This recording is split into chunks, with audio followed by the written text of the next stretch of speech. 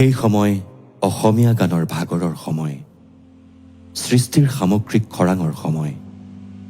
জ্যোতিপ্ৰসাদৰ হাত ধৰি অসমীয়া সংস্কৃতিয়ে একলা দুকলাকৈ বাঢ়ি আহি হঠাতে যেন ৮০ৰ দশকৰ শেষৰ ফালে সমসাময়িক অস্থিৰ পৰিৱেশৰ মাজত আঁত হেৰুৱাই পেলাইছিল নিজৰ আপোন বাটৰ।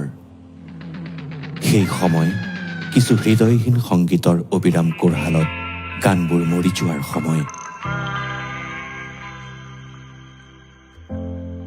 ঠিক সেই সময়তেই ঘৰে ঘৰে কেছেট প্লেয়াৰত বাজি উঠিছিল এটা মাত।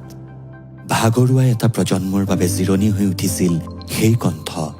মৰিশালীৰ নিতাল নিস্তব্ধতাৰ মাজত সেই মাতটোৱে আকৌ বিশ্বাস জগাই তুলিছিল জীৱনৰ ওপৰত, জীয়াই থকাৰ ওপৰত, ভাল পোৱাৰ ওপৰত। সেই মাতটোৰ নাম জুবিন গাৰ্গ।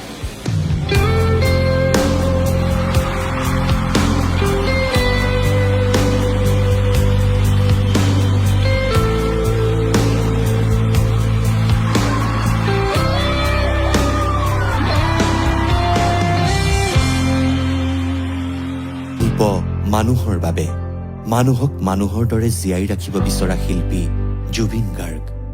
সময়ে সময়ে যেতিয়াই বাকৰুদ্ধ হৈছে শব্দ, যেতিয়াই ঘৰে ঘৰে হেৰাইছে মৰম, যেতিয়াই মুকুতিৰ সপোন দিশহাৰা হৈ পৰিছে, তেতিয়াই মানুহৰ সমস্যৰ আকুতিৰ গান হৈ পৰিছে জুবিন গাৰ্গ। জুবিন গাৰ্গৰ সংগীত জীৱনে সময়ে সময়ে ৰং সলাইছে। যুগৰ আহ্বানত নিজকে বাৰে বাৰে নতুন কৰিছে জুবিন গাৰ্গে। অনামিকা, মায়া, আশাৰ ৰমন্যাসিক কাতৰতা, শব্দ, মুক্তিৰ মাজেৰে পৰিপাৰ্শ্বৰ প্ৰগলভ ধাৰাৰে একাকাৰ হৈ গৈছে। বিংশ শতিকাৰ পৰা একবিংশ শতিকালৈ পৃথিৱীয়ে বাগৰ সলাওঁতে সেই সন্ধিক্ষণৰ বাৰ্তাও জুবিন গাৰ্গে বিলাই দিছে গানৰ মাজেৰে।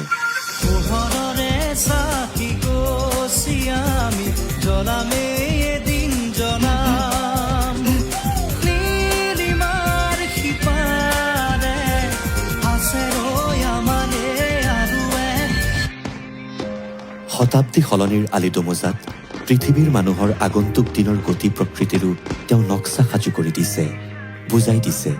জুবিন গাৰ্গ সময়ৰ শিল্পী, মানুহৰ শিল্পী, নতুনৰ শিল্পী।